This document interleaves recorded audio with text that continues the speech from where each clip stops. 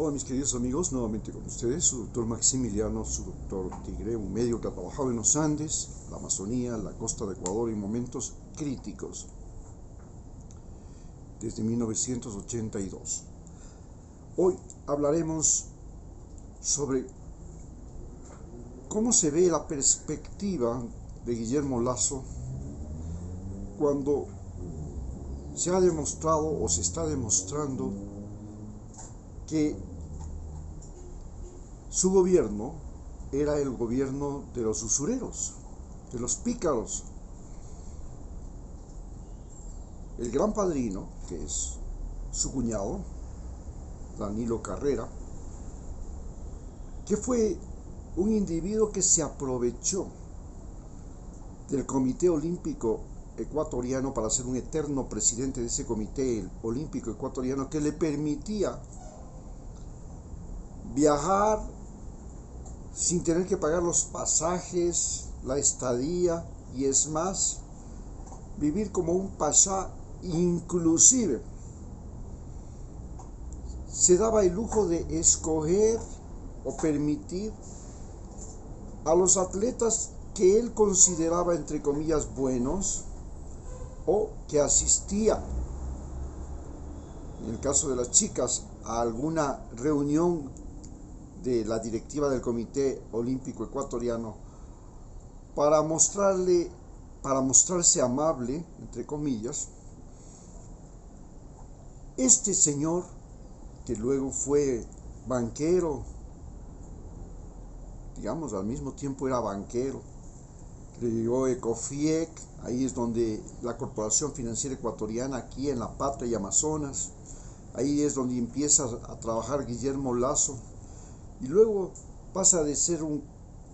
seguidor de cuentas corrientes, un empleaducho, a casarse con la hermana de Danilo Carrera y convertirse en el banquero más rico del Ecuador, después del gran fraude bancario en el cual Guillermo Lasso es hasta un mes antes de la quiebra bancaria el superministro de Economía y crea todas las condiciones favorables para que los Isaías, los Aspiazu y otros banqueros más fuguen del país llevándose el dinero de la gente que tenía sus depósitos en esos bancos y luego se beneficie comprando los CDR, los certificados de depósito, que eran una promesa de devolver a la gente que tenía el dinero en el banco, en todos estos bancos quebrados, cuando el gobierno haya, entre comillas, rematado sus bienes. Entonces, tenían edificios, tenían emisoras, tenían canales de televisión, tenían tierras, camaroneras, una enorme inversión, o sea, lo que se llaman, tenían pasivos, y estos pasivos se suponía que se iban a vender y se le iba a devolver a la gente su dinerito, pero primero se hizo una devaluación monetaria de tal manera que de 5.000 sucres por dólar pasamos bruscamente a 25.000 sucres por dólar, o sea que el depósito en dinero efectivo, que era el dinero que estaba en el banco, perdió el 500% de su valor, se devaluó 5 veces. Y luego, ante esta situación, la gente comenzó a vender desesperadamente sus CDR, y el que compra todos estos CDR a precio de gallina pestada, porque esta gente necesitaba dinero para pagar la luz, para pagar el agua, los impuestos e inclusive para financiarse la salida de Ecuador a España, a Italia, a Estados Unidos en la primera gran ola migratoria. Él se aprovecha y compra estos CDR, y cuando llega el gobierno del coronel Lucio Gutiérrez, que lo convierte a él en embajador itinerante y plenipotenciario del Ecuador para que vaya a promocionar el Ecuador, y le paga todo, sus viajes al extranjero, y él aprovecha esto para ir a relacionarse con los empresarios, entre comillas, del mundo, con los otros banqueros, para recibir, para prometer que si le dan dinero, y ese dinero va a terminar en el Banco de Guayaquil, este dinero será distribuido a la población para reactivar la economía. Entonces hace este viaje, se convierte en este emisario del coronel Lucio Gutiérrez, y promete a los Estados Unidos que le va a dar Galápagos, que le va a dar, que le va a dar la base de Manta, y que le va a permitir al ejército norteamericano venir acá para librar la guerra contra el narcotráfico, que era en ese momento una guerra contra las guerrillas de las FARC, a las que se les calificó de guerrillas, de narcoguerrillas, porque se autofinanciaban mediante el tráfico de drogas, además de que se financiaban con el secuestro y otras cosas malas. Pero en fin, esta jugada de comprar los CDR, esta jugada de ser el embajador plenipotenciario de Ecuador del gobierno de Lucio Gutiérrez, le permite a él convertirse en el banquero más rico del país. Y entonces su usura, ese vicio, esa cosa que desde los tiempos de los judíos fueron criticadas, que Jesús la sancionó mediante un látigo con el que quiso castigar a los usureros en el templo de Jerusalén en Semana Santa hace 2000 años,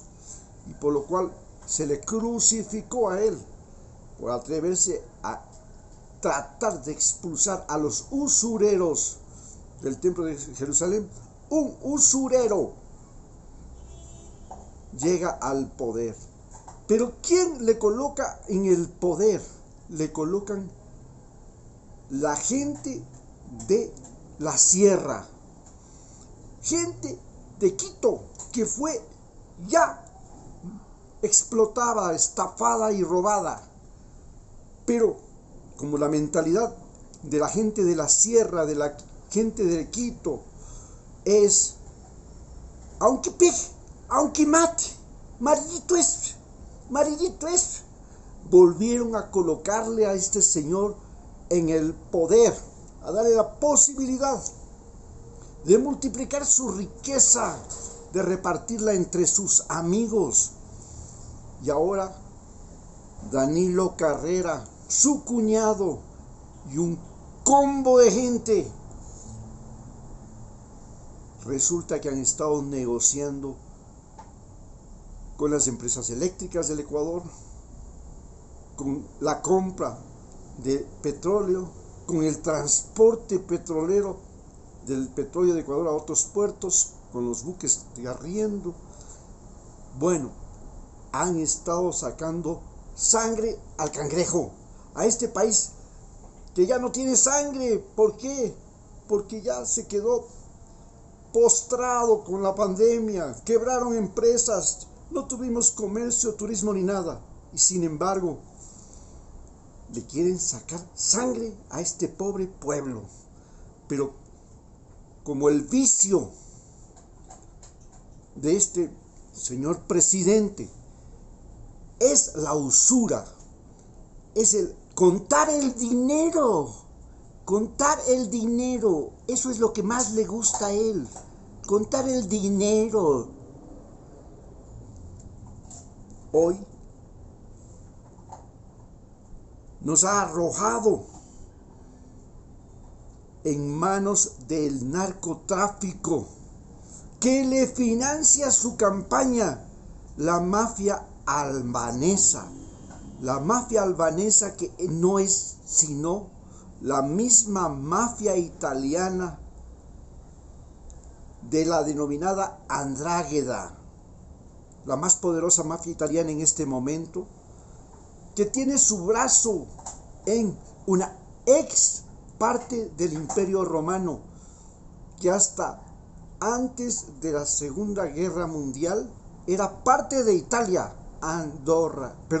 Albania. Y en ese lugar donde los romanos crearon, o fue parte de su imperio, y donde nacieron las grandes mafias, la mafia siciliana, la mafia napolitana o camorra, la andrágueda o de Calabria, y esta mafia albanesa, son las que le financian con $1,5 millones la campaña, y luego las que colocan autoridades en las aduanas para que permitan la salida de la droga. Y viene esa mafia y en Guayaquil entrena a los sicarios en la península de Santa Elena y Guayaquil. Sicarios que van a matar policías. Y es más, pretenden colocar a un narco general denunciado por la embajada norteamericana como el máximo jefe de la policía. Es así como caemos en esta dramática situación en la cual la codicia, la usura, vuelve a ser la dueña de este país, como lo fue cuando los usureros Isaías, cuando los usureros Aspiazu, cuando los banqueros eran dueños de todos los medios de comunicación, ponían y quitaban presidentes y decidían quién paga y quién no paga impuestos, devaluaban la moneda para poder hacer el bicicletazo y sacar el dinero a Centroamérica, al Caribe, a Estados Unidos,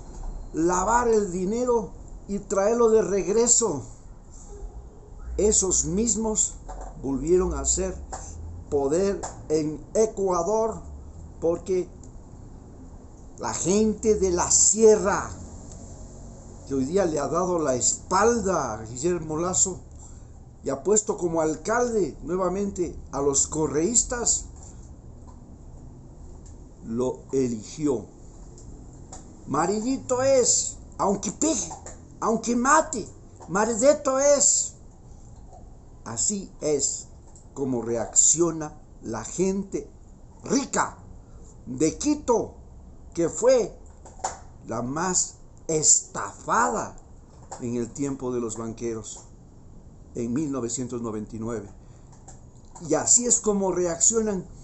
aquellos serranos. La mayor parte de la masa migratoria de Ecuador fue de la sierra y sigue siendo de la sierra. Ahora